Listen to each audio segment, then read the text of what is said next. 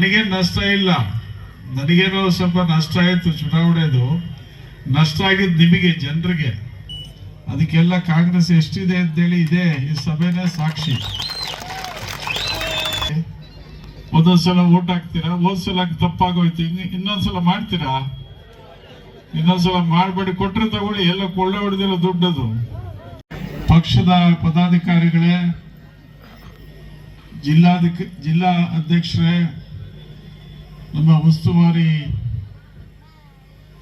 ಆಗಿರ್ತಕ್ಕಂಥ ಗಂಗಾಧರ್ ಅವರೇ, ಮತ್ತೆ ಎಲ್ಲ ಹೆಸರು ಹೇಳಿದ್ರೆ ಸಮಯ ಆಗುತ್ತೆ, ದಯವಿಟ್ಟು ಕ್ಷಮಿಸ್ಬಿಡಿ.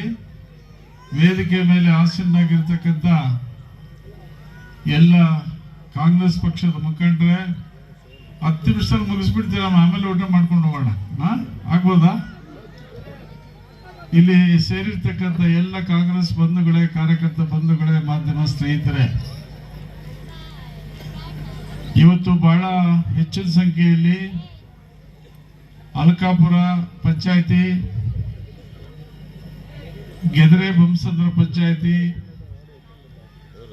ತೊಂಡೆಬಾವಿ ಪಂಚಾಯಿತಿ, ಕಲ್ನಾಯಕನಹಳ್ಳಿ ಪಂಚಾಯಿತಿ, ಬೇವನಹಳ್ಳಿ ಪಂಚಾಯಿತಿ, ಅಲಿಪುರ ಪಂಚಾಯಿತಿ, ತರಿದಾಳು ಪಂಚಾಯಿತಿಗಳಿಂದ ಬಹಳ ಜನ ಕಾಂಗ್ರೆಸ್ ಕಾರ್ಯಕರ್ತರು ಬಂದಿದ್ದೀರಿ. ತೊಂಡೆಬಾವಿಯಲ್ಲಿ ಕಾಂಗ್ರೆಸ್ಸೇ ಇಲ್ಲ, ಕಾಂತರಾಜ್ ಆ ಕಡೆ ಇದ್ದಾನೆ, ಇಲ್ಲಿ ಯಾರು ಕಾಂಗ್ರೆಸ್ ಕಟ್ಟೋರು ಅಂತ ಹೇಳ್ತಾ ಇದ್ರು. ಅದಕ್ಕೆಲ್ಲ ಕಾಂಗ್ರೆಸ್ ಎಷ್ಟಿದೆ ಅಂತೇಳಿ ಇದೆ ಈ ಸಭೆನೇ ಸಾಕ್ಷಿ. ಕಾಂಗ್ರೆಸ್ಸು ಶ್ರೀಮಂತರಲ್ಲಿ ಇಲ್ಲ, ಬಡವರಲ್ಲಿ ನಿಮ್ಮಲ್ಲಿದೆ ಕಾಂಗ್ರೆಸ್.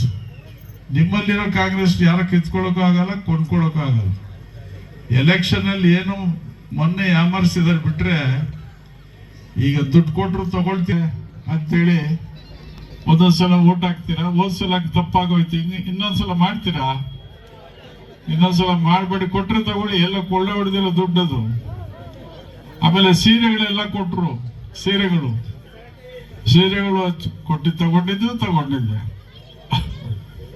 ತಗೊಂಡಿದ್ದೀರಾ? ಬಾಗಿನ ನಮ್ಮ ಅಣ್ಣ ತಮ್ಮಂದ್ರು ಕೊಟ್ಟರು ಅಂತೇಳಿ ಪಾಪ ನಿಮಗೆ ಮಗ್ಗು ಮುರ್ಜಿ ಎತ್ತದು.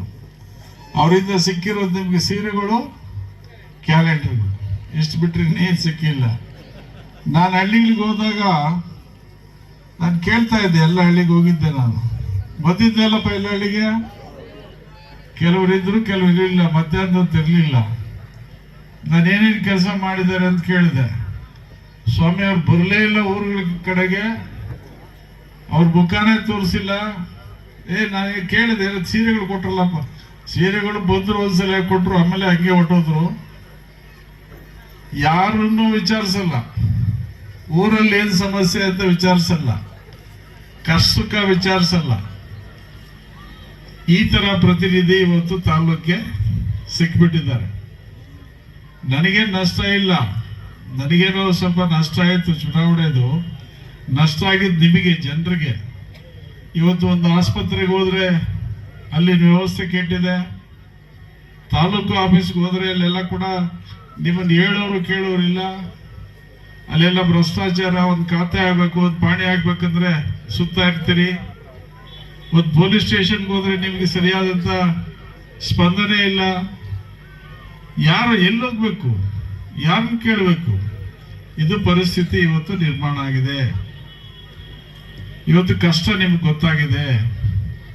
ಅದರಿಂದ ಯಾವತ್ತೂ ಕೂಡ ತೆಲುಗಿನಲ್ಲಿ ಒಂದು ಗಾದೆ ಇದೆ, వేరూరు ఆదాయం కంటే ఒంటూరు నష్టం మేలంట. అవునా?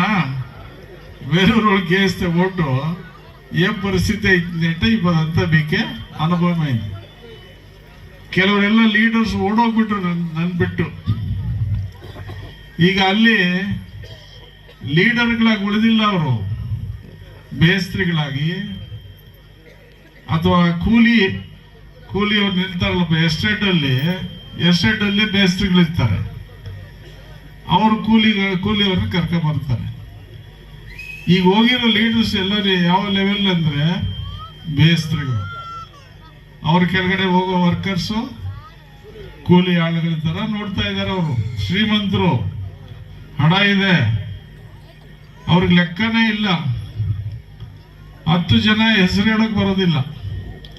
ಇವ್ರು ಯಾವ ಲೀಡರು